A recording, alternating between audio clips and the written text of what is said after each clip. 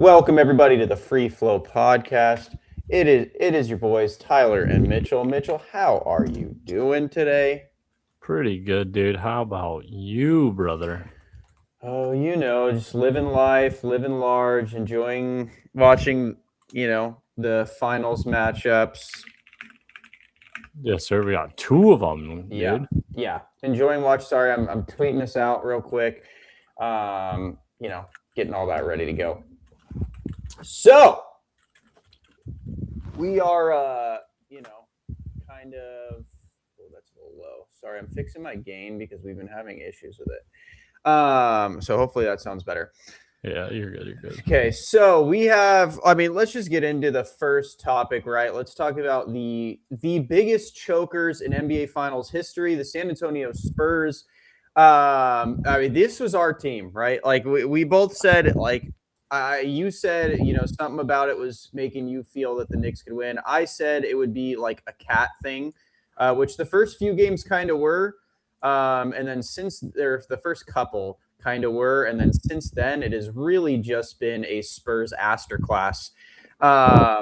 Like truly, I have never seen a team blow so many leads. They've had a double-digit lead at some point in every single game they have lost, which is incredible, actually. They just blew the biggest finals lead in NBA history, also incredible. De'Aaron Fox is a terrorist, which is also incredible. So yeah, I mean, what do you got to say about it? I mean, I know I got a lot to say, but what do you have to say about it? I mean, this is just like an actual It is crazy. Like disaster class. it is crazy how they keep blowing these leads. They get out to like 15-point leads early. They hold it. Like last game, it seemed like they had it and everything, and then just second half coming. And I mean, I got to give credit to the Knicks, dude. They are truly some dogs that just do not give up. Mm-hmm. And just will come back over and over and over again. They are never stopping.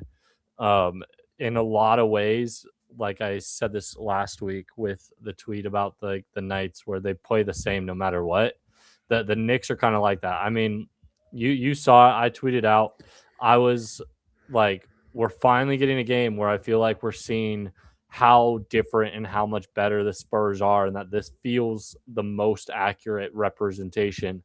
And then, 35 minutes later, it's a game again. And the Knicks are just on an Yeah. unbelievable comeback. And I will say, like, my biggest problem with how the Spurs are playing, right, is like their age has shown, and I'm not even just talking players, their coach, their age has shown throughout this entire series. And I'm not trying to take away from the Knicks, like, but I think the thing that the Spurs coach Mitch Johnson said, where it's like we have decided the outcome of every single one of these games, it's so true. And again, Yeah. it's not taking, and like he said, it's not taking away from the Knicks because obviously everyone is recognizing the Knicks are playing incredible basketball. They really are. Like this isn't like the Spurs should be winning this series, but that I don't think that's necessarily a slight towards the Knicks. I No, still think like they're playing great basketball. Like, bro, they started just lighting it up from three. If you're forcing the Spurs to get nervous and get uncomfortable, like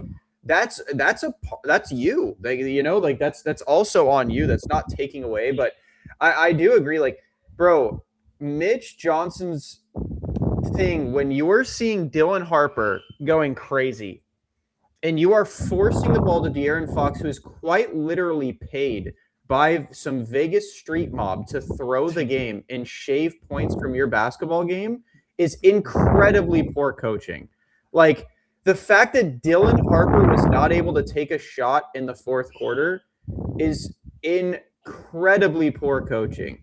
Like the fact that your team is chucking up 8 or 9 straight threes for a 24-point swing is disgusting. yeah, Like, you got to get some easy looks, like feed Wemby down low, get something going. I mean, it's crazy. I mean, there was the tweet like from the other day after the game where Mike Brown got fired from the Kings because he was like, dude, I don't know what the fuck Fox was doing when he fouled. I forgot who it was, but I think it was like the Pistons or whatever. mm-hmm. But like he fouled a dude on a three, and it was like a 4-point play, and they lost the game. And he's like, dude, it's the one thing that can hurt us. I don't even know why you're not on him. Let them drive. They can have two. And then, now a couple years later, Mike Brown coaching the Knicks, De'Aaron Fox making the same mistake. And it's crazy to think because, we have these connotations of who the playoff chokers are and who these guys are. But like, and we gave Fox his credit last series for the foul that he committed against the Thunder, but it's like you got a history of making some dumb fucking plays at the end of games and everything. Oh, he is a generational dipshit. Like I'm sorry, like I will not like on God, I would give him Finals MVP if I was Wemby. When the second we lose, because it's probably going to be this game, because that was a mental boom game. The second we lose, I go to the front office and I say, you guys need to get him off this basketball team now, or I'm getting off this basketball team now. Like, on God, that is a mistake. Because like you said, it wasn't just the horribly brain dead layup and then him defending, well, I wanted to go up three. Bro, you could have gone up three either way, whether you made a layup or gotten fouled. There was no way you didn't possibly have the chance to go up three. Yeah, like they would have come for him. They would have fouled him. He's a good free throw shooter. Or they're dumb and they don't, and they get discombobulated in the moment and they forget to foul him, and you just won the game. Either way, you're the hero. Like, the fact that he went in the press conference and defended it is more egregious than the decision itself. When I saw the press conference, he defended it. If I was Mitch Johnson, like, you are benched next game. I don't care if we lose. I genuinely don't. I'm benching you next game because not only did you make one of the worst decisions in NBA Finals history, you then had the wherewithal to go and defend it like it was the right decision to make. So you're not learning. You're going to make it again because you're not accepting that was a horrible decision. And like, I swear on my life I'd bench him. I would not let him play another minute in this finals. I'd be like, Dylan, you're the guy. But like, it's just, and it's the age thing, man. Like, they were in the bonus. I think it was like 3 minutes into the game. Like it was with or into the fourth. It was with 8 minutes left or something like that. Okay, so 4 minutes into the fourth. Like they were in the bonus really quick. Which is crazy. Like, how are you not attacking every single time? I'm pretty sure it was like 8:40 because I remember watching the game. I was like, damn, they're already in the bonus. Like, this game is like, and I was worried because I was like, oh, it's only 15 points. Like, this game might be a game. And then I saw they got in the bonus. I was like, this is packaged up. And then they just started shot chucking with De'Aaron Fox trying to do 80 different step backs. I'm like, bro, just drive to the rack and flop the rest of the game. Give the ball to Wemby. Like, and a handful of guys, not as much as game 3, but like a handful of guys were in like some decent foul trouble too. So it's like, yeah, Cat was, Brunson was, I think even OG was. Brunson only had one. Okay, then I think it was Cat and OG, right? OG only had 2. It's not, like I said, it wasn't as much. Hart had 3. Towns had. I don't know how they were in the, like. I'm looking at this thing. They had 21 fouls. Oh, Alvarado had 5, and then Cat had 4. So yeah, like that's the thing, man. Like 3, but it's like just those guys. But like that's the big thing. Like if Cat's in foul trouble, bro, the paint's yours. Like, just go there because you're bound. Sure, there's going to be a couple times you get swatted, but I mean, you guys were throwing up bricks the entire second half. So who cares? It wasn't going to change much anyways. So yeah, just go try and get a couple fouls off Cat, and like, who has fallen off a cliff, by the way, since his first couple games. Well, I think he was in like major foul trouble. I mean, yeah, he's been in foul trouble. He's had 4, 4, 5, 4, and 4. Like, he's been in foul trouble the whole time. And he's honestly, I think, played good basketball, and like in the sense that he's not playing like some superstar. But again, I think foul trouble is keeping him out of it. Like, you would love to get him more. Disgusting. But he's playing smart basketball once he's getting into foul trouble. And it's like, it's if I'm a Knicks fan, like, obviously you feel good. You're up 3-1, but like, Cat has been, like you said, like, I'm not gonna say he's been ass, but he has been mid this whole series. No, that's what I'm saying. Like, he fell off, but it's not like he fell off to bad. It's just the first 2 games, it was like, holy moly, Cat is making Wemby look like Chet. And then like, Bridges has honestly not played well like this whole series. He's had like 1 decent game this whole series. I mean, that's what I'm saying, man. It's like, That's what I'm saying. Like the Spurs have been able to win pretty much all of these games. Yeah. It is just again, and that's why I'm not letting the coach off because brother, De'Aaron Fox was terrorizing the entire second half. Like it wasn't like it was specific to the end of the fourth quarter. Like the dude was doing it the entire second half. Dylan Harper was shooting like 50% from three. He was 8 for 12 from the field. Like he's also a phenomenal free throw shooter. Like why is he not getting the ball more? Like bro, he's better than De'Aaron Fox. I'm not Well, sure. even like Castle wasn't playing a ton that game. Like, Yeah, I'm not sure. Well, Castle was in foul trouble, so like that was no. kind of his issue. But like my thing is like Dylan Harper is better. I don't know why we have this confusion currently where Dylan Harper's not the main ball handler over De'Aaron Fox, but it's ruining your series. And like obviously Wemby needs to play better. He's been like pretty rough all Yeah. series. He's been like he's been playing up to his standards in terms of like up to his numbers, you know? But Yeah, it's like when you're in the finals, you want to see people play better. And yeah, like Jalen Brunson, regardless of how he has shot this series, which is like, abysmal. yeah, like he has been a dog and been aggressive the entire time. And when it matters, that's when he's actually heating up. Like he'll be Yeah. playing like absolute dog ass, and then suddenly he's just draining everything in the Yeah. fourth quarter. OG has been like Dude. unreal. There's an argument to be made. Like he's not going to win, but like there's an argument to be made that OG deserves like this Finals MVP. Honest to God, and Oh I'm not yes, saying that just because of the last one, but like he had 28 in bro, he's game shooting like of four. 60% from the field. Yeah, he's. I mean, he's missed 8 shots out of his last 28. You know, and like he shot 7 of 9 from three, 3 of 7 from three in game 4 that they lost. You know, Like Toronto's sitting there like, brother, where was this for us? Hello? well, I'm pretty sure he was pretty solid in that He series.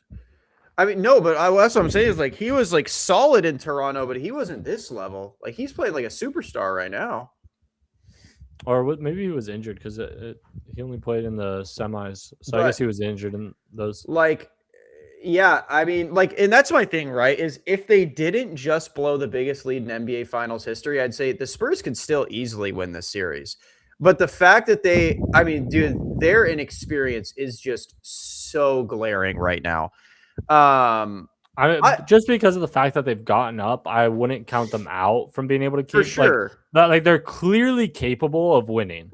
And so it's like, the Knicks still have to do it. And I know we all can cope and come up with a million reasons as to why they still have a chance in the sense of like game 5's at home. You win that, you go back to New York. Now all the pressure's on the Knicks, and then you win there and you come back home and all of a sudden it's a sudden death. Like for as infrequent as a 3-1 comeback has happened, and obviously the biggest reason for that is that if you go up 3-1, you tend to be clearly a better team.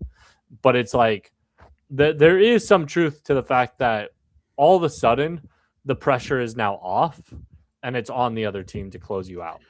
Yeah, I mean, like, and that's what I'm saying is like every single game the Spurs have played, they have pretty much been in a position to win come the fourth quarter. They could have literally 4-0'd this finals, like Yeah.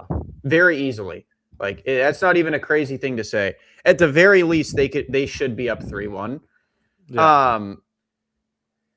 But Shout out the Knicks. I mean, because they lost 2 games by 1 point against the Hawks, and now they've won those 2 games against the Spurs.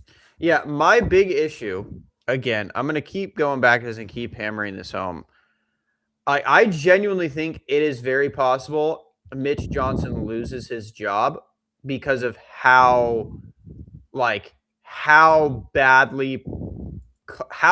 they are collapsing. Like I know the Spurs like him, but I don't know, man. Like I think Pop's a little bit more of a savage than people think. Like I think he could very well be like, brother, that's just unacceptable. Like for your team to be able to lose their heads this consistently, this often is just quite frankly unacceptable.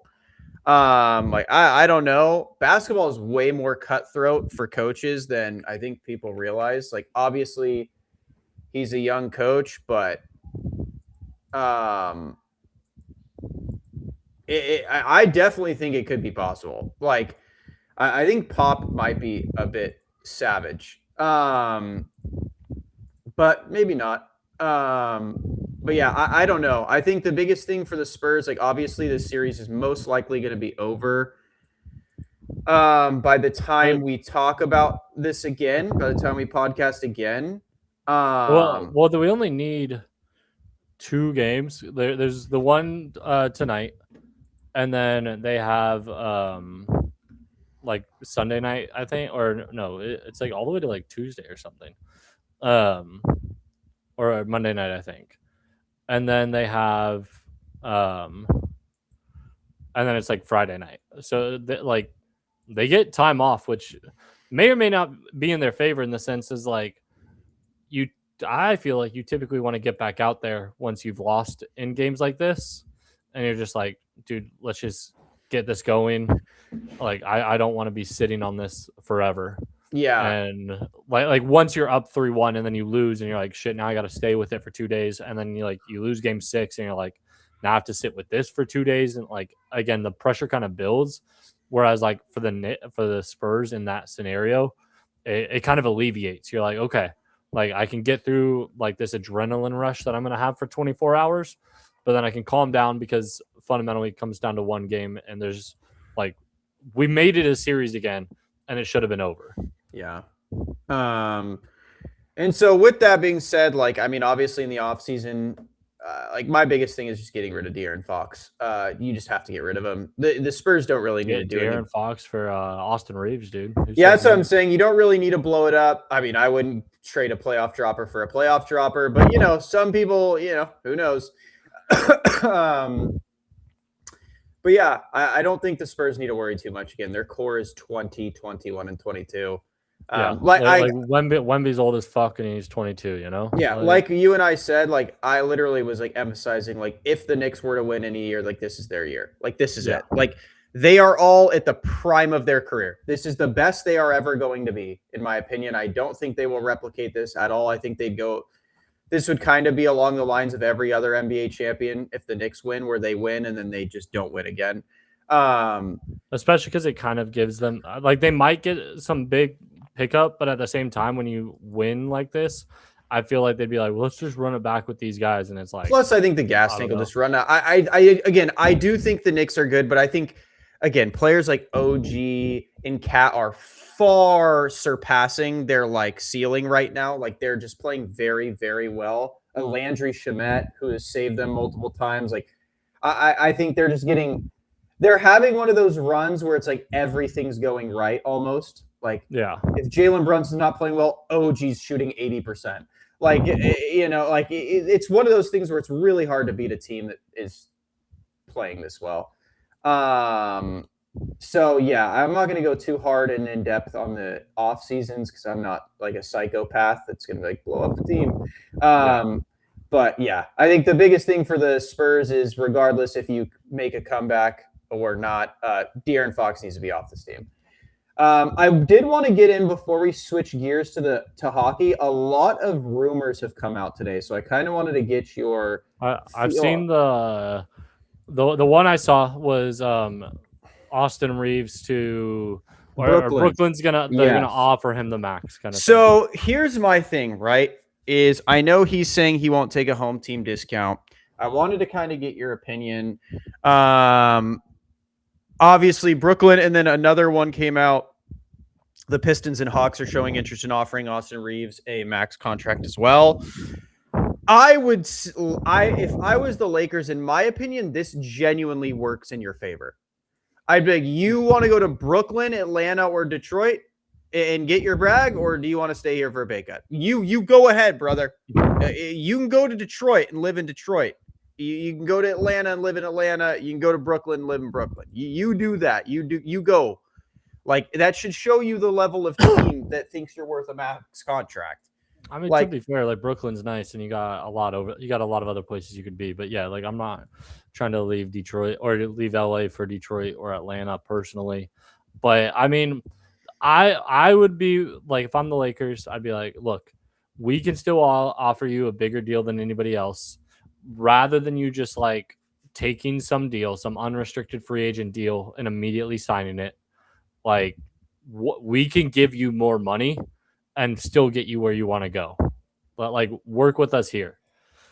so you're basically saying agree to a sign and trade, and we can Yeah, help yeah. you not go to shit, Well, basically. just like if you want to go to these teams, you could go to these teams, but like you benefit and so do we by giving you the most amount of money. Now, granted, he might be like, "Well, I want a good team over there, so I don't want to get traded for whatever," and he does have that power as like an unrestricted free For agent. sure. Yeah, I But think yeah, I agree with you. I think like communicating with him is the best. Like, yo, listen, we don't think you're worth that, straight up. Um, Mhm. but we are willing to help you out and move you where you want to be moved. If you allow us to do a sign in trade, because yeah, he does have that leverage where it's like, well, then I'll just walk. Yeah, Um, so I do agree there. But yeah, I am definitely in the corner where, in my opinion, like I get Luca wants to keep Austin Reeves. I'd talk to Luca and be like, you either need to convince him to take a discount to stay with you and the Lakers. Because bro, he's not a max contract player. I get you guys are homies, and I get he's good, but that's the problem is he's just good. He's not great. He's not elite. He's good. He's a good player. Um, and a good player isn't a max contract.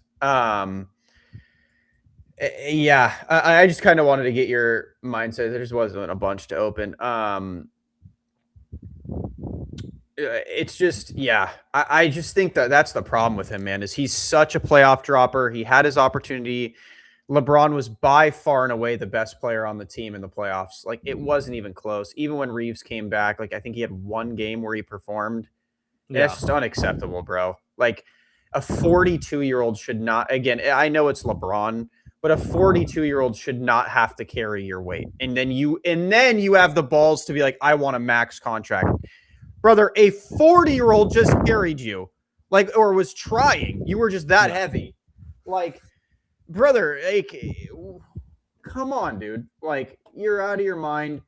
I wanted to say there was another one about Greek that the Timberwolves are emerging as the like favorite for Greek.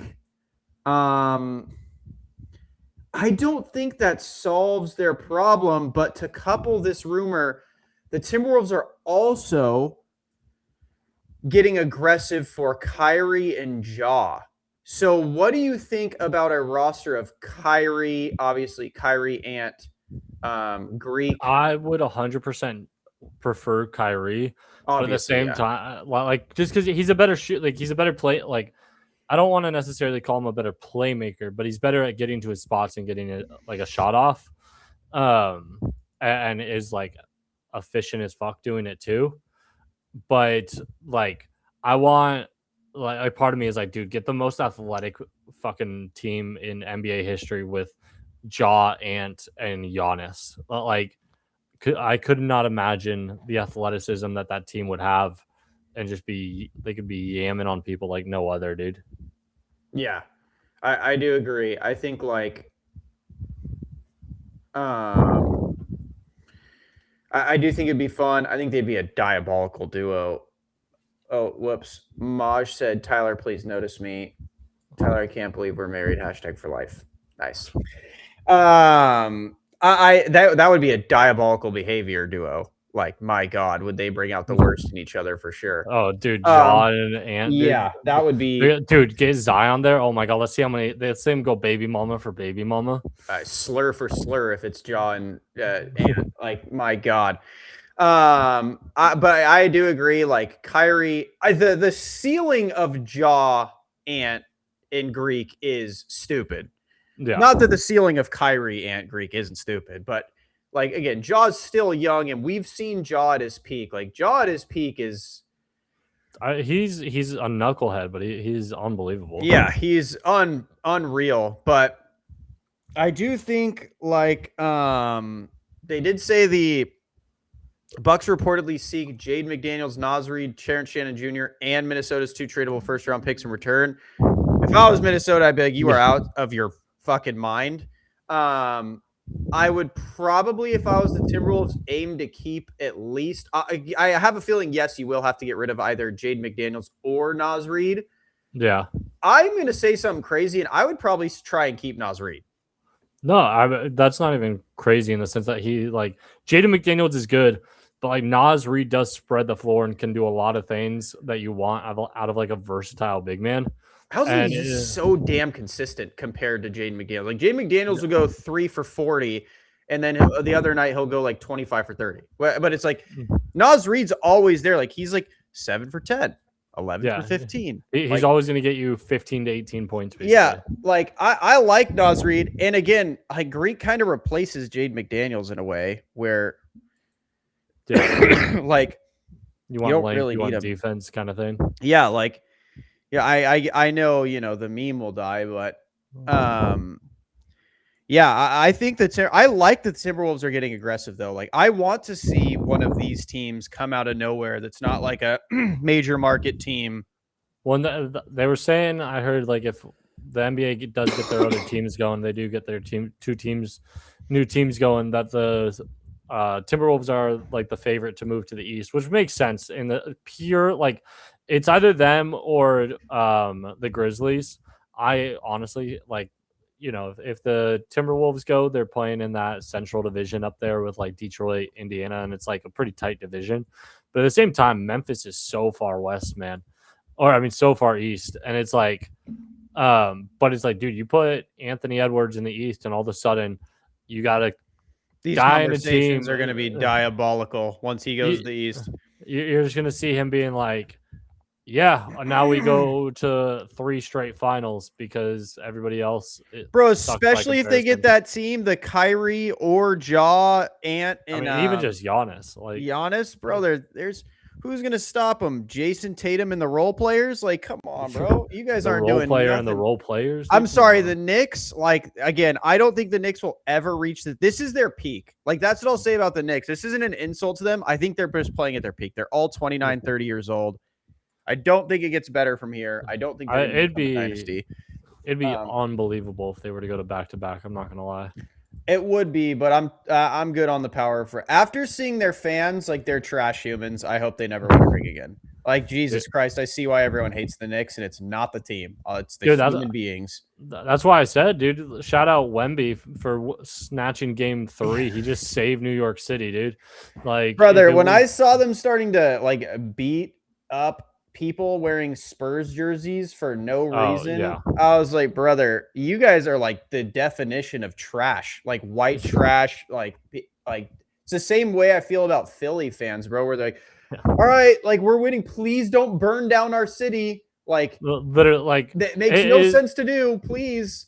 But like, if they have a lot of people going to San Antonio for this next game, you want to burn down a city, burn down San Antonio. You might be doing them a favor. Yeah, but try beating up Spurs fans in San Antonio. I wish you guys luck doing that bullshit in Texas. I wish you luck. Please try that nonsense in Texas.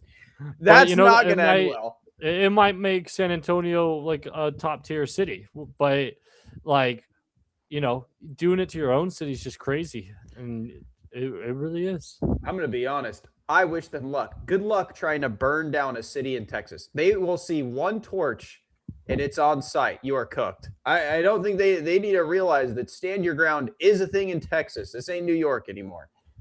So I'd be careful. Yeah, like the Timberwolves going to the East is going to be kind of nuts. But it does make sense. I know they've been trying to go to the East. See, like, they seem like desperate to go to the East almost.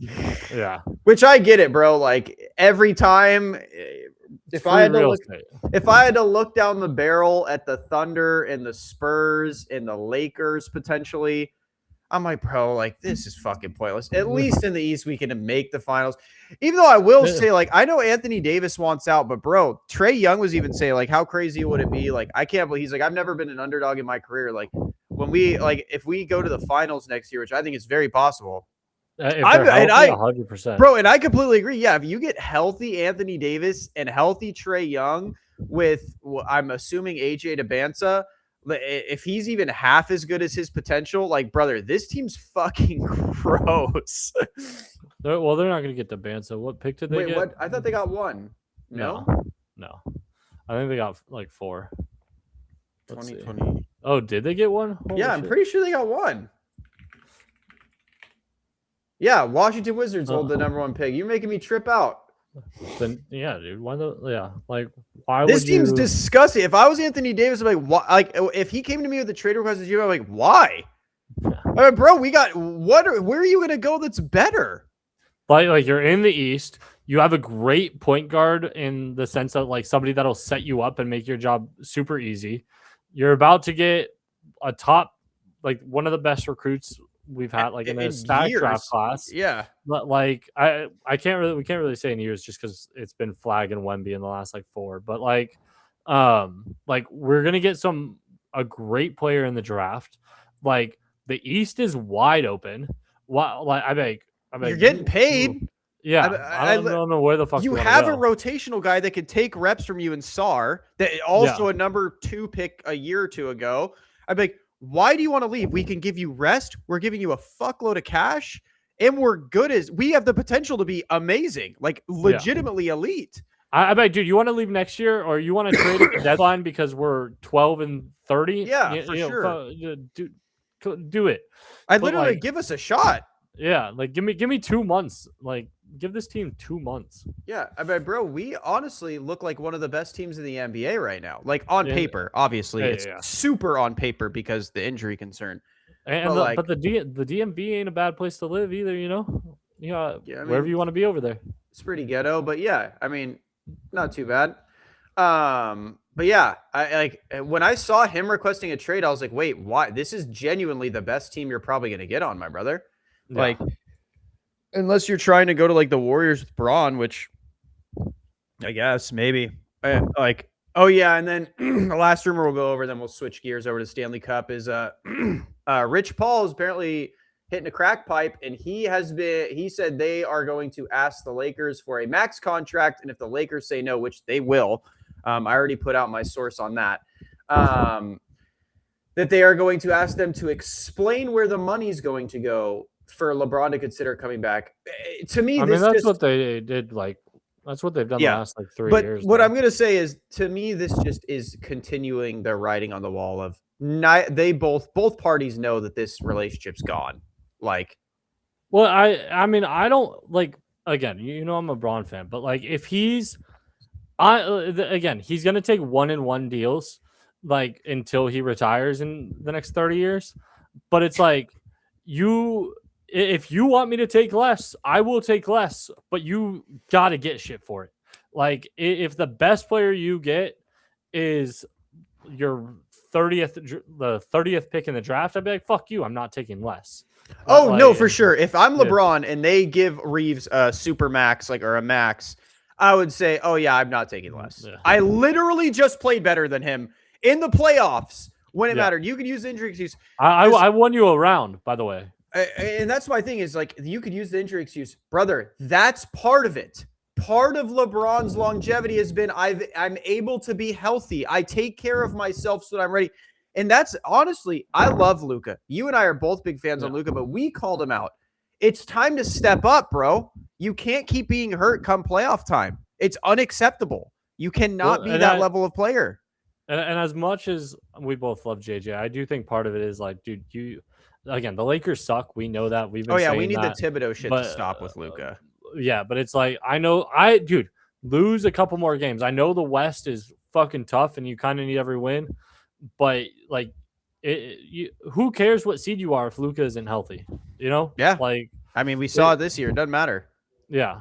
Like, yeah, it sucks to lose a couple games. Like, avoid the play-in, but other than that, and again, if you're not good enough to get there without it, then it's like, and I think that's the other reason he does it, is that he's trying, like, he plays this guy a lot, and it's like, Pelinka, make a move. I've been telling you, I've been coaching my ass off for 2 years, but I have showed you that I do not trust the guys on this team.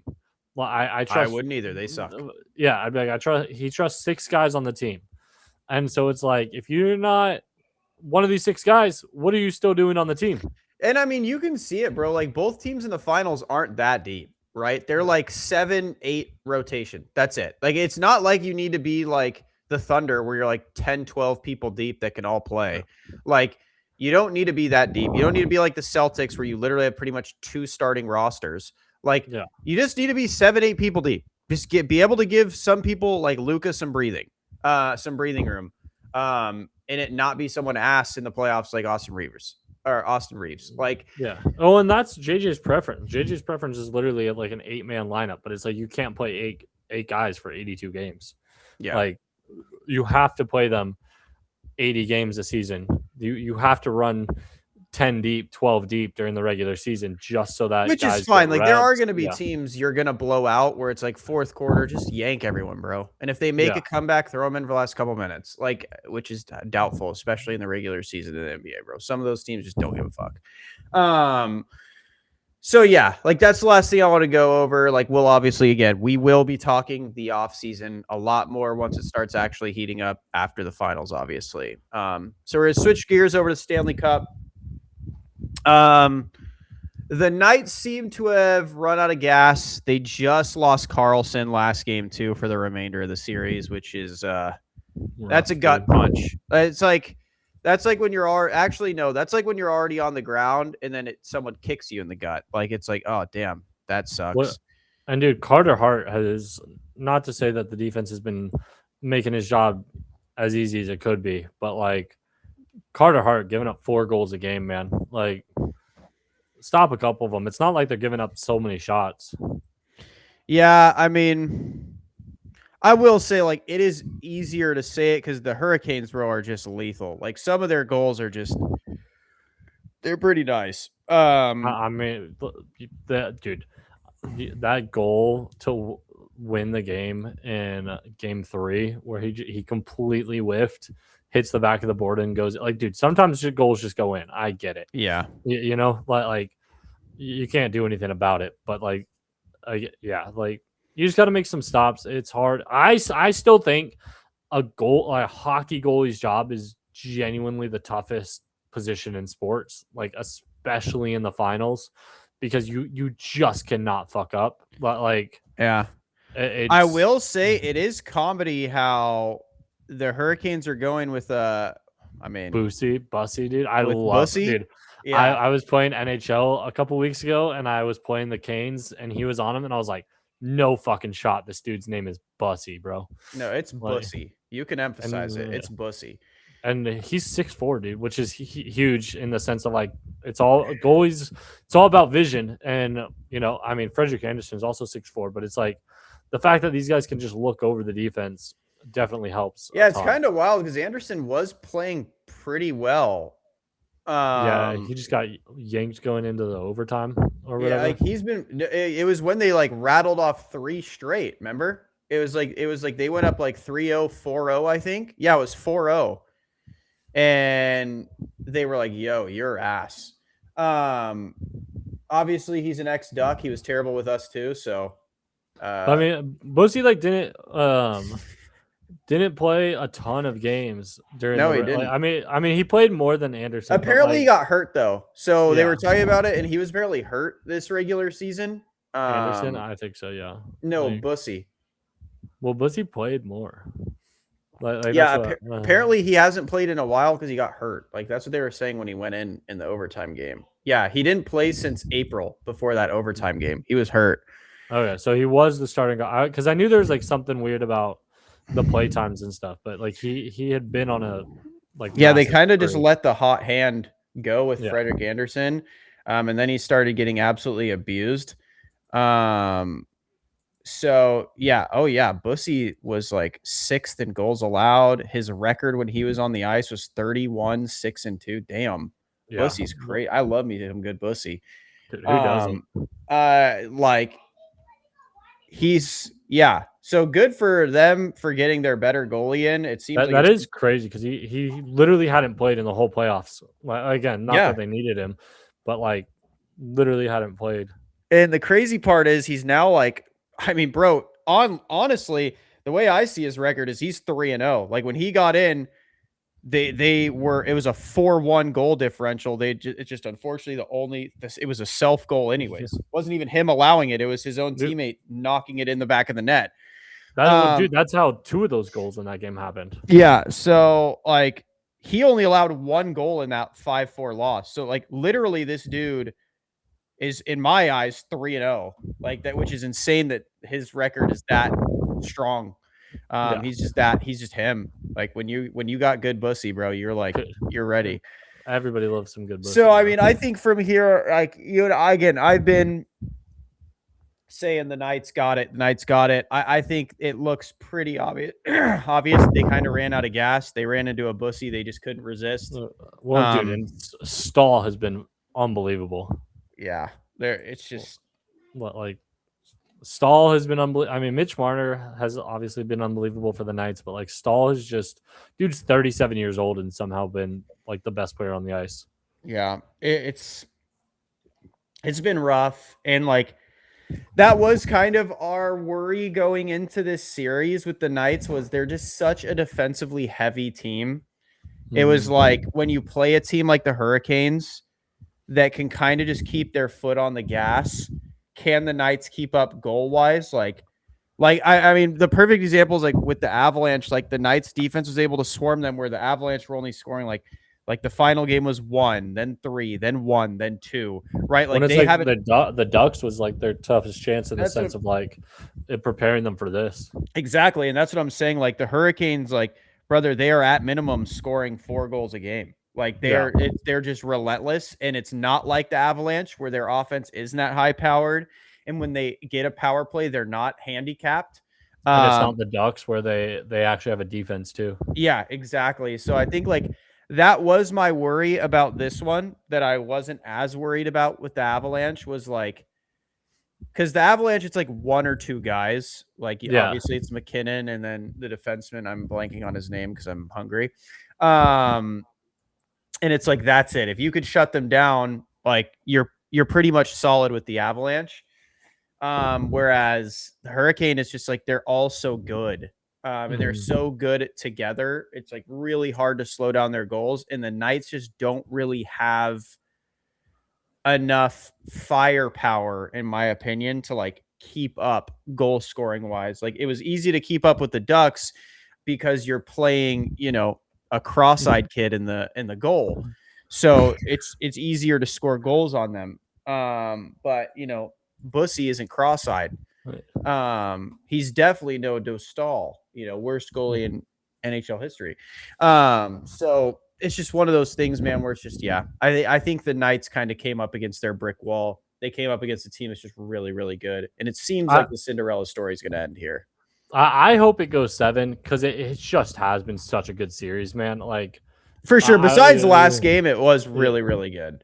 Like give me another game of this, again, because neither of us, Knights fan for life, but like neither of us are like super tied to either of these teams. And so it's like, I'm not going to lose sleep over whoever's winning or losing. So it's like, dude, give me 7. And like, that's the big thing. Like where I was like, dang, this series is probably over is the Knights had more shots, albeit it was just 1. And they also had 4 more penalty minutes and you still got pretty much dominated.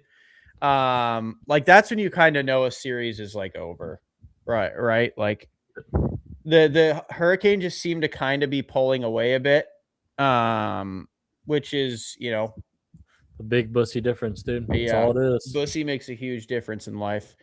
So I mean, honestly, in my opinion, he should kind of win Stanley Cup Finals MVP because he literally came in and took this series by storm. But yeah, so that's pretty much it. Go Canes. Now for the final segment, we had a fun segment. I was texting Mitchell about it.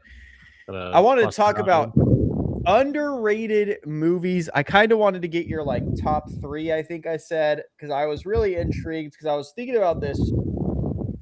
The reason I brought this up was I was thinking about the movie In Time by Justin Timberlake or with Justin Timberlake in it. And I was like, I don't understand why people don't give that money more dope, because it has a great plot, a great story, great meaning, great Like it's acting. very unique, you know. Yeah.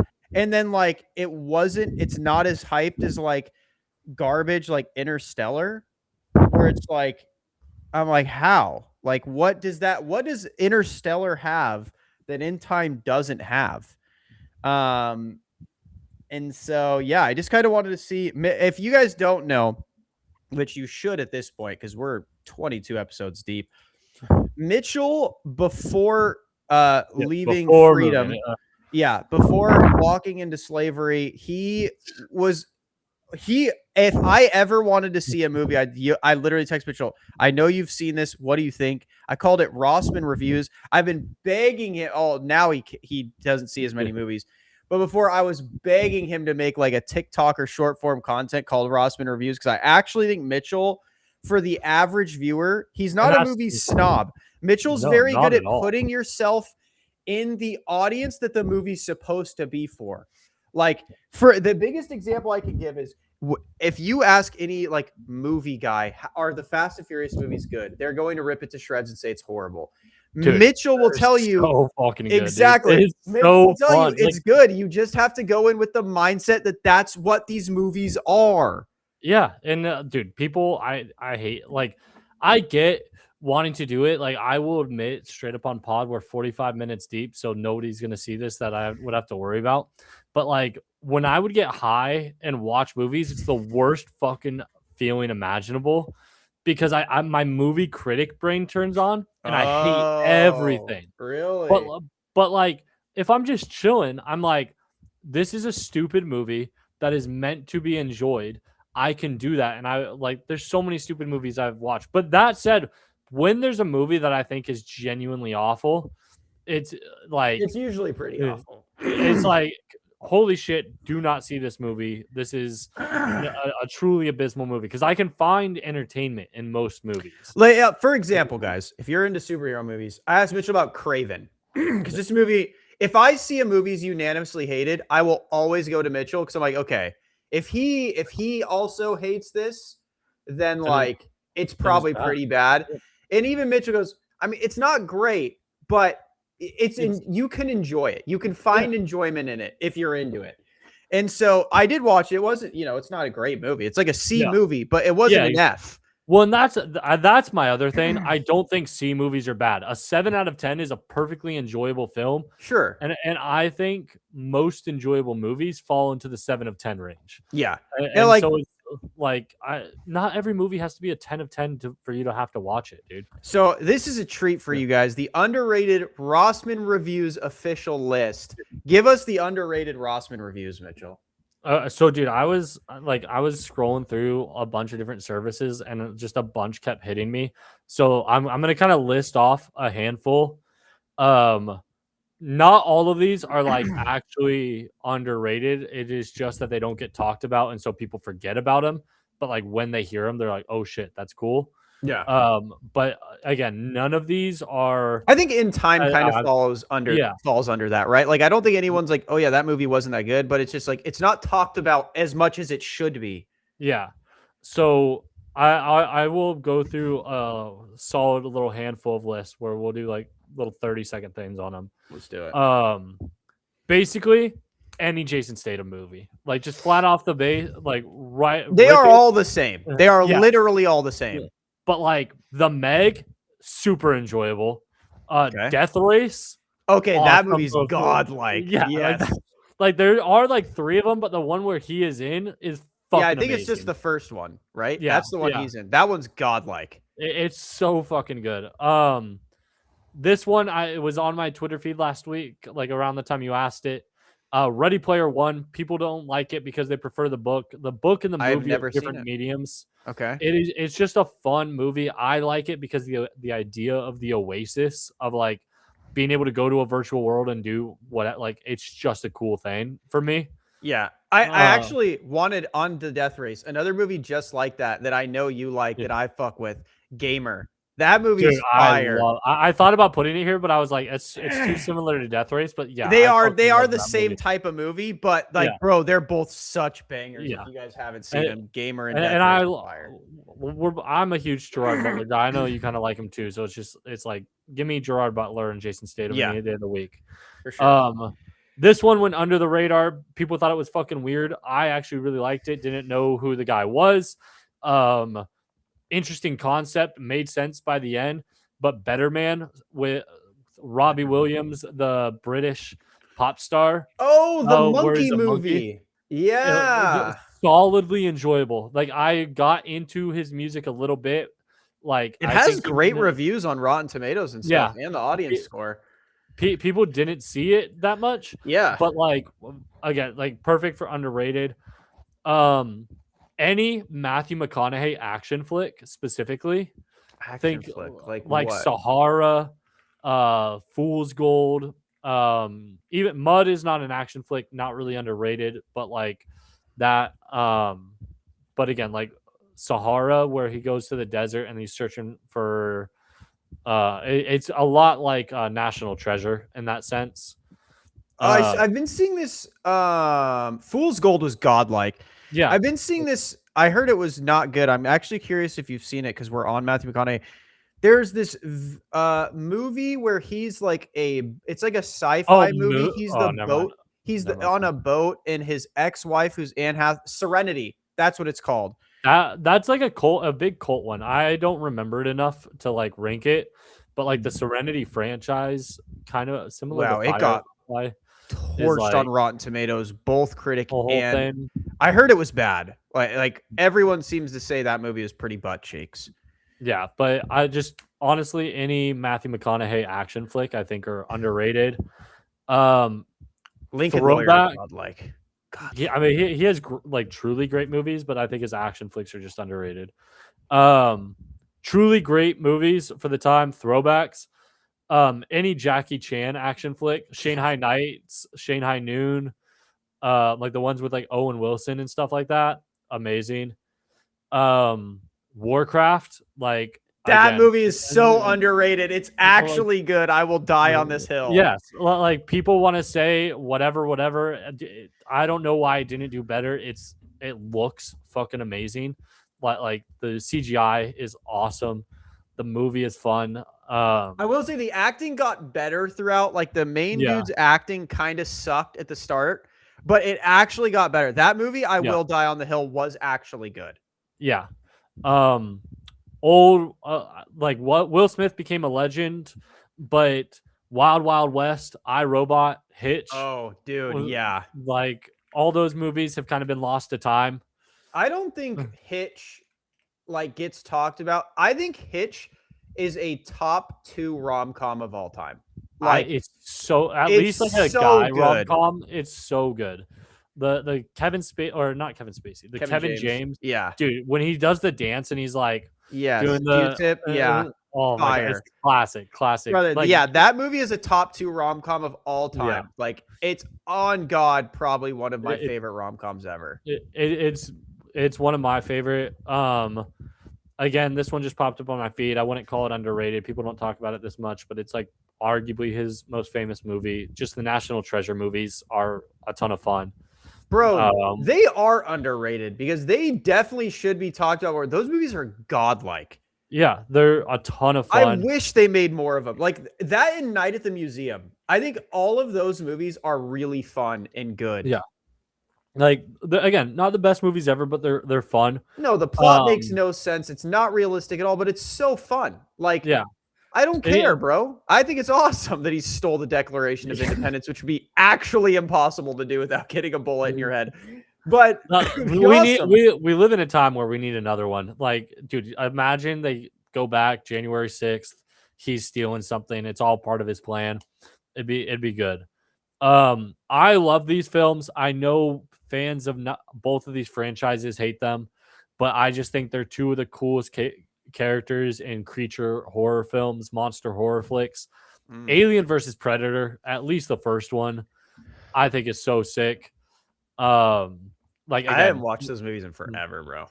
The Yautja Like the Predators are so sick. Xenomorphs sick as fuck. Putting them on the screen together, I don't like.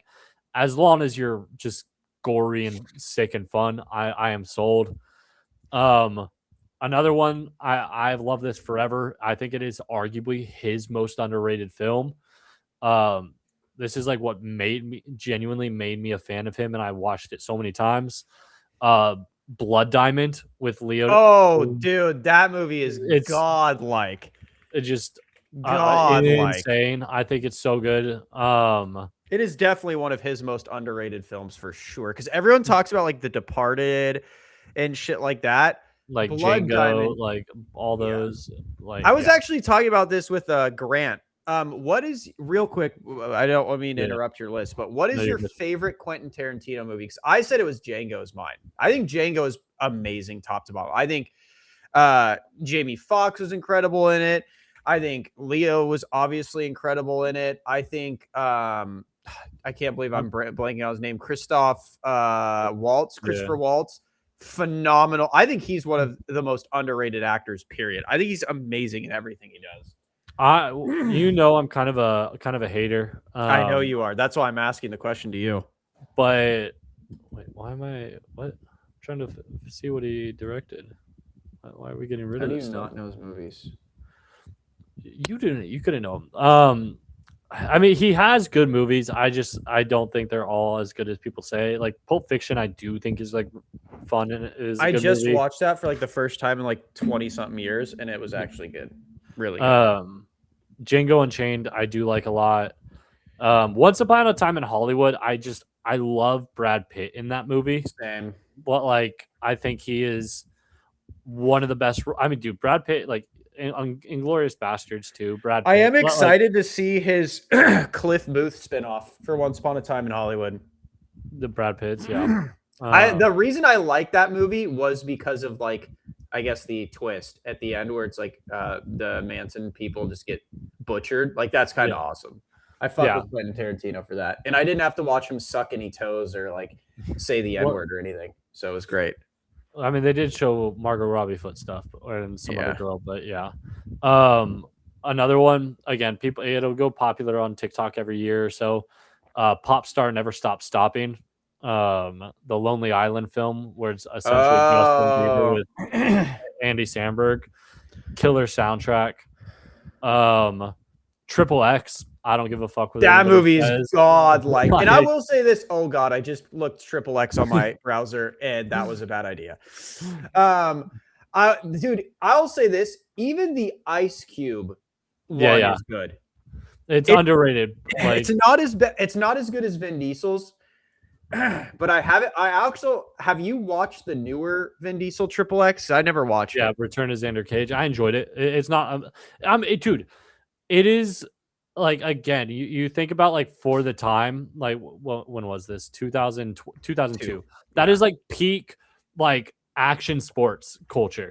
Like you have BMX, like motocross, snowboarding, like fast cars, hot girls. Like I'm sorry, but that is everything I want. Russians, you're fighting Russians. Yeah, like that was when every bad guy was Russian. Yeah, it's perfect in that sense, and it's like, dude, give me Xander Cage versus Dominic Toretto, bro. Like, have a crossover. Honestly, they probably will. They probably will. Chronicles of Riddick. I haven't really watched all of them, but like the same things with Vin Diesel. Like this dude that like can't or like sees well in the dark. It's some. I barely remember it, but it's. I've seen Riddick because my stepdad was a huge fan of Riddick. They are good. I will say Vin Diesel. You know what movie I really liked of his that I'm surprised didn't get any like a lot of. Dude. Well, The Pacifier is godlike. I'm talking about Bloodshot. I actually thought Bloodshot was pretty good. I liked Bloodshot. Did you ever see that? It was his like superhero movie. I don't know if I did. Because it's like COVID era, so I might have missed it. Yeah, it was basically it's like a nanotech version of RoboCop, basically. Pretty good. I recommend watching it. And then I have two super underrated that most people I feel like won't even know, but I watched these as a kid and I think they're really good for what they are. Okay. Be Cool, and then The Goods, Oh, Live Be Hard, Cool Sell is Hard. godlike. Yeah, like And what was the uh, second one? Sorry. The Goods, Live Hard, Sell Hard. If you like Entourage, if you like Ari Gold, if you like Jeremy Piven as Ari Gold, he basically has a whole movie where he is like a used car salesman. And it is just it's so good. It is comedy. He plays the part perfectly. Like this is Jeremy Piven's role at his best. Another one I was watching a bit yesterday because again, underrated. Just haven't talked about it since it came out. Basically, Lords of Dogtown, Mm. like skate movie, great stuff. And then last one, it's a series underrated by people that don't know it, heavily rated by people that do know it, but isn't known a ton. It Man, IPMAN. It's with Donnie Yen. Oh yes, I think I've seen. I always called it IP Man. Yeah, but like Yes. there's four of them now. There's five of them. I guess a fifth isn't out yet. But like, and if you want to throw it in, just for right there, The Raid, not really underrated, but like also fire. Damn, you had a lot of underrated movies. I really put you down a rabbit hole with that. Dude, I was like Netflix. What's on Netflix? Yeah, What's on Amazon? bro, you're like, this is my time to shine. You know what one I was actually thinking? Because I rewatched them recently, and I couldn't believe they weren't talked about in the same light as like a John Wick. Yeah. Equalizer. How is Equalizer not on the same level? Because I think those movies are like fire. Actual fire. Dude, even like again, it's a little crazier, but like Crank. Crank's I did see Crank. I was not the biggest fan of Crank. I thought they went a little bit. Some of it's a little much, you know. Yeah, like they did the gamer thing. Yeah, yeah, like they did the gamer thing, and then they like were like, all right, let's dial that even up a couple notches. And I was like, yeah, when he was like banging the girl for friction for electricity, I was like, all right, that's just all right. We're good, bro. No, that part definitely is a little weird, but yeah, that era of movies where it was like Crank, gamer, death race, like why did movies get so weird? Like why was the meta to just get super weird? I think it's like it's almost part of that like dystopian culture. And dude, if we're gonna talk real quick, Denzel Washington, Book of Eli, also really fucking good. Godlike movie. Oh, Man on Fire, also elite. Denzel's just elite though. Like he's one of those guys where you could just put like pretty much any movie he's been in. So but yeah, he's one of the goats. Was Jason Statham in Death Race 2? No, he wasn't. It was a different bald guy that they made look just like Jason Statham. That's kind of because remember he did he was Tombstone, so he was the guy that was wearing a mask the whole time. But I do see like the picture is like very much a Jason Statham knockoff, but that's still like the main guy. Whereas like I think Jason Statham is technically in it, or he's either in 2 or he's in 3, but it's literally just like you see him at like the guy takes off his mask or whatever. Dude, I will say after watching Gamer, I thought Michael C. Hall was going to explode. Like I thought that movie was going to make him explode to be like the villain. And I'm still kind of low-key in disbelief that it didn't, because I thought he was actually phenomenal in that movie. I'm actually really surprised that movie has such horrible ratings. Like I thought that movie, I don't really see an issue in that movie. No, I think it's fun. Again, it's one of those things like critics, like people don't want to turn off their brain for it, and so they're like, "This sucks," and it's like, or you could just enjoy it. Like I also really like Logan Lerman. I actually think he's a super underrated actor. Like I loved him in Fury. I loved it. I loved Percy Jackson. Those movies were godlike. Shout out Alexandra Daddario, the hottest woman ever on planet Earth. There's 4 movies. I was just thinking about it.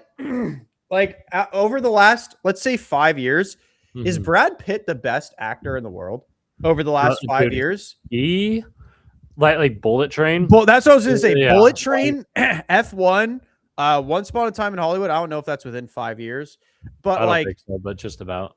bro. But like, he has been on, and he's about to have that other that I saw the trailer for his like whatchamacallit movie, where he's like the military guy with his dog, like trying to survive.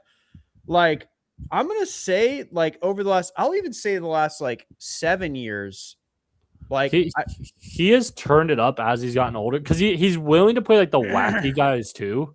But like again, like in Bullet Train, that is not the Brad Pitt that we know. Like it's a very cool action oriented Brad Pitt, but he's like trying to get out of it, not like in it as much, you know.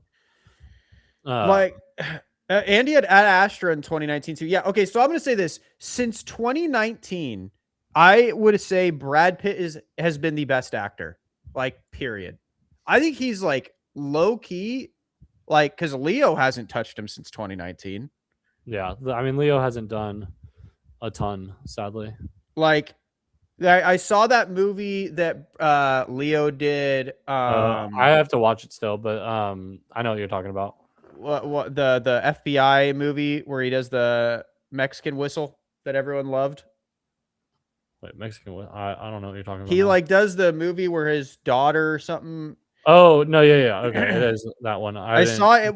It wasn't that good. I'm not gonna lie. It wasn't that good. I get it. Seems like an Oscar movie, and sometimes those Oscar movies to me just don't go that well. Oh yeah, I haven't even seen the movie Wolves yet with Brad Pitt Yeah, and that one wasn't that good. It was kind of whatever. damn.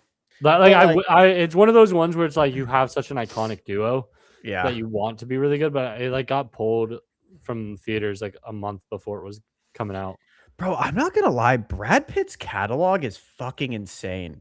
No, yeah, he. Seven, the Ocean's movies, Babel, Mr. Yeah, and Mrs. Smith, we're getting a new Ocean soon. and then you have Troy, Moneyball, World War Z, Inglorious Bastards, Fury. Like, Dude, dude, his catalog's he fucking stupid. speaking Meet of Joe Black. like one of the movies you mentioned, but like, dude, we're getting 24 Jump Street too. Oh my god, I tweeted about that. I am so excited. I saw people be like, "Let it die, let it die." Why? Those movies are like one of the best. Those are the best comedy movies I've seen like in a long time. I really hope it's not this new era Jonah Hill though, and he like politicizes the hell out of Yeah. it and gets weird because, bro, I will say the rom-com of him with Eddie Murphy, I was so Oh, excited for what I loved the original Guess Who with mhm. Ashton Kutcher and Bernie Mac. I thought that movie was Yeah, yeah, awesome. Again, another top tier underrated rom-com. I yeah, thought it was going to be down that vibe, which is fine. Like, obviously, those movies get a little political just because it's literally all about race. So I yeah. thought it was, but I was like, Jonah Hill, Eddie Murphy, like, this shit's about to be comedy. That movie was so, like, so horrible. I can't even describe the hurt. I wish I could sue Netflix to get my time back. It was so bad. Like, I think Jonah Hill is an incredible actor, but Oh, man, he that was is. awful. Yeah, And so I'm really hoping 24 Jump Street, he goes back to like funny Jonah Hill and not this like super duper liberal Jonah Hill that's like everything that's funny has to be like politically funny. Like, because that would just actually ruin those movies. I don't think Channing Tatum will let it be like that or Ice Cube. Like, I think they'll yeah. be like, if we're going to do this, like, we need to do it and make it funny. Because, dude, those movies are so fucking good. Like, they're so funny. I was gonna say, I feel like we haven't had like a good comedy in a long time. There's been a couple, Like but what? What would you say in the last 5 years is like a top tier comedy? Like, say the Jump Street movies or shit like that. this is pushing the dates, but yeah, it's pushing the dates. But like, I genuinely think Blockers, which is almost a decade old at this point, is one of the funniest movies I've ever seen. Okay, I do think it's funny, but I don't think it's like it's not like a Jump Street level funny. I think it's hilarious. Like, I just think John Cena is so good in that movie. I'm looking it up Uh, on IMDb. Yeah, there's just nothing.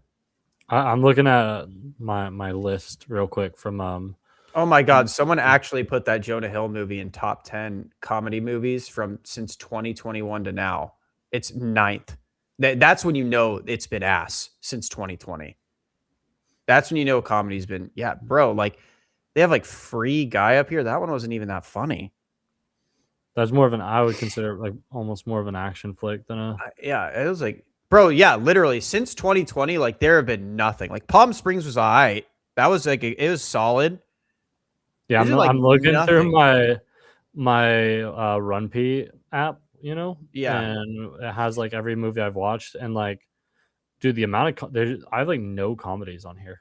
Bro, that's what I'm saying. Like, there has been like no good comedies that have Um, come out recently. Ricky Stenicki. Yeah, that one was, That- but that's what I'm saying. Like, we haven't had like like, I'm talking like an elite comedy. Like Ricky Stenicki was like I think it was funny to watch like once, but like I didn't like. a lot of them are like it's hard too because they don't go to theaters. But like genuinely, so many of these like just come straight Like Ricky to Stenicki was solid. I'll give it that, but it's not like again. I'm talking like Jump Street, Step Brothers, like like iconic. yeah, like But I'm yeah, I do talking like think Wedding part of it. Crashers, like I do think iconic part of it is that comedies. they don't go to theaters. Like, You think Ricky the- Stenicki would have been iconic if it went to theaters? dude, double dicking would have been massive in theaters, where he's Yeah. Or like air dicking? no, You're thinking of yeah, Why Him, yeah, where they go double dicking. Why yeah, Him is a yeah, good man. one, but But yeah, like air dick, dude. Nobody would be doing that anymore. Like I mean, like that would have been a culture changer as far as I'm concerned.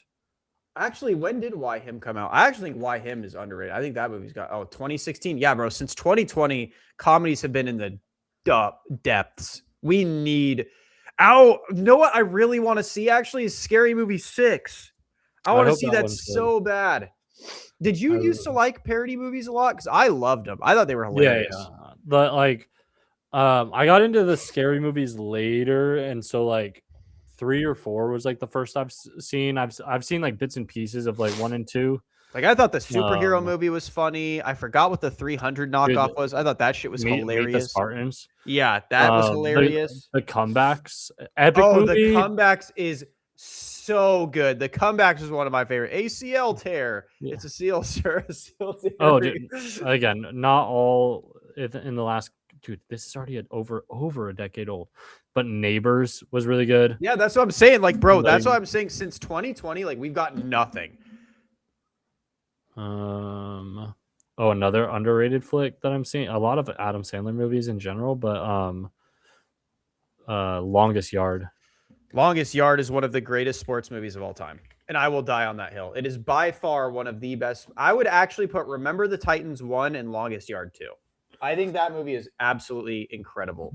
You know what I'll say? I hate because this is what comedies become now because it's dude, it's political shit. But like Don't Look Up is like considered a comedy. Oh, that's the one with like Leo, right? Leo, Jonah Yeah, Hill, I like saw that. Was not that great. I did it's not. like it's just like, dude, like this is not a comedy. But like the situation itself, I Oh, guess, is kind of funny, but you're trying to be too actually, political. No Hard Feelings. It came out in 2023 because Jennifer Lawrence was in that movie. I Mhm. actually thought that movie was fucking funny. With Jennifer. She has a couple really good ones. Yeah, The like okay, since 2020, I'll give her that one. That one was good. Like that one was really funny. I think her and Andrew Feldman were actually so funny together. I did not Meet the know Millers too. Meet the Millers. Yeah, it's with her and Jason Sudeikis. That's Jennifer Aniston, my brother. Or isn't that who you just said? No. I said Jennifer Lawrence. Oh, okay, my bad, my bad. Yeah. No, Jennifer Lawrence and Andrew Feldman in No Hard Feelings. Have you seen that Oh, one yet? that's the one where she's like trying to rape the dude, basically. Dude, Yeah. she's basically set up by Matthew Broderick to bang his son. Bro, Yeah. I didn't realize she could be so funny because she's like doesn't ever play a funny role. But She's a fun. bro, I think she's a funny person, but it was so good, especially like even like the small parts of the scene. Like, how old are you? She's like, I turned 29 last year. And they're like, oh, so you're 29. She goes, last year. They're like, so how old are you? She goes, 29 last year, and now I'm a year, year Yeah. older. I was like, dude, so good. And there was like a scene in that movie. I don't care if it's a spoiler. You should have seen the movie by now. It's literally on every streaming service. She like gets in a fist fight because people take their clothes Oh, and she fights naked. Oh, dude, it was dude. the funniest use of nudity because like all the gooners were like, oh yeah, Jennifer Yeah. Lawrence naked, and everything's just flying everywhere because she's getting in a fist fight. Bro, I was crying. I thought that shit was so good. Yeah, she's funny as fuck in that movie.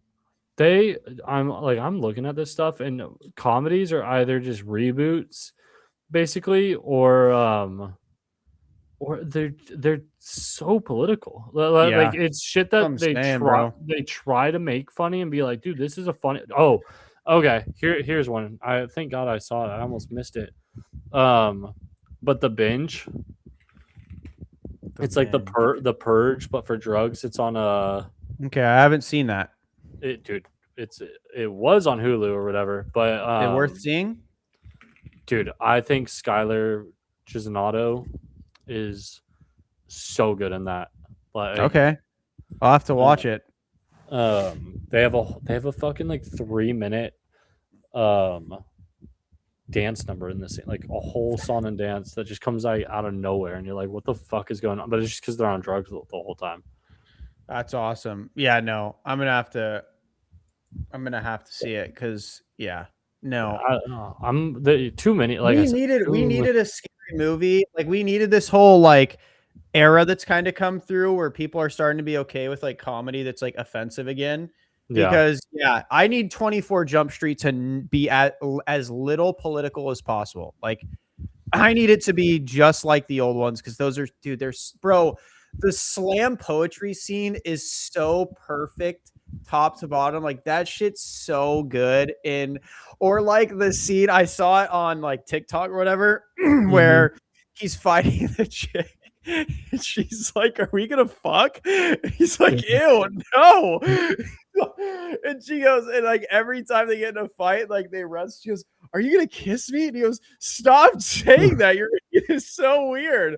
Like, bro, oh, I actually think she's a super underrated actress. I think she's so funny in everything she's in. What's her name? Oh, Anna Faris or no? Bell. Who? Jillian Bell. I think she's so funny in like everything she is. I think she's one of the funniest side characters like ever. She's like the Nick Swardson of women. I think she's so funny when she's like, oh, okay, yeah, from Workaholics. Yes, she's a Workaholic. She's in the movie Fist Fight with like Ice Cube and what's his name from Always Sunny, Charlie Day. Yeah. Bro, she's just a hilarious side character. She literally like that's what I told my wife. I was like, she's literally the Nick Swardson of women. Like she's just comedy in every side character she is. Like I think Nick Swardson's one of the most godlike side like character actors ever. Dude, him as I forgot his name, but in Benchwarmers. Oh my god, so good. Just like so funny. Albino afraid of the sun, just like goes outside with the sword, screams and runs back inside. He's like, I want to support my brother, but he can't deal with the sun. Him and Just Go With It is hilarious. Him and like Just Go With It's great because he's like has the dick extension and like then he pretends to be a sheep herder. Dude, he's so funny. I love the what's the one where he's trying to be a porn star? Oh, Bucky Larson, Born to Be a Star. Yes. Yeah. That movie is so underrated, but it is bro, it is a 3% for critics on Rotten Tomatoes. What? There's the other one. The what's the one? It's with David Spade, where he's like, "This is knocking." Dickie Roberts, childhood star. Oh yes, yeah. Like that. I watched that one kind of recently. That one was good too. I think he's super funny. He's just a crazy alcoholic. Swardson. Yeah. But I think he is. Oh, bro, actually, no. My favorite side character of his is in the parody Haunted House. Do you remember that one with Marlon Wayans? It's like a paranormal thing, and he's like a psychic. He's like a gay psychic, and he's just like has the biggest thing for Marlon Wayans ever. And he's like, they're all laying in bed, and they're like, "Do you guys feel anything?" And then Marlon Wayans like, "Not really, just your dick in my back." And Nick Swartz like pops up behind. He goes, "So you do feel something?" And I was like, "Dude, it's so good." Bro, Like, I forgot that was the movie it was from, but where like the brother comes in to check the house, and he's like, "I don't give a fuck, Keisha." It's so good. And then he's like, Malcolm, do you have anything you want to get off your chest? And he goes, no. And he goes, do you have anything you want to put on my chest? And he's like, no. He's like, what are you saying? It's so good. Also another one, I watched the first one recently, but Hot Tub Time Machine those are really good. But oh fuck, what was it? I watched Him the other weekend. The one with, I think it's Marlon Wayans, where the football. Oh yeah. That one it was fucking weird, but I thought it was interesting. Like not The concept's great. interesting. Yeah, but like it's the goat like wanting to bring up the next goat kind of thing, and it's, dude, I truly think that is one of, I've not seen like all of his movies, but that is one of Marlon Wayans' best acting jobs. I think he plays it so well that it's just is like, I was like, holy shit, this guy can actually act. Yeah, no, it was actually good. I couldn't take him seriously, but that's just because of his roles. But yeah. All right, guys, I got to call it here. I'm lightheaded. I need to eat some food. That was a good podcast. Good. We're probably going to do more movies and show stuff. So if you have any ideas, comment down below, because Mitchell can answer any questions of any genre, any movie. Tyler wanted 3, and we just went on for half an hour, dude. Yeah. So I appreciate you guys. I hope you have a wonderful rest of your day. Or if you're one of our Korean viewers like Mitchell, have a wonderful rest of your night. Peace.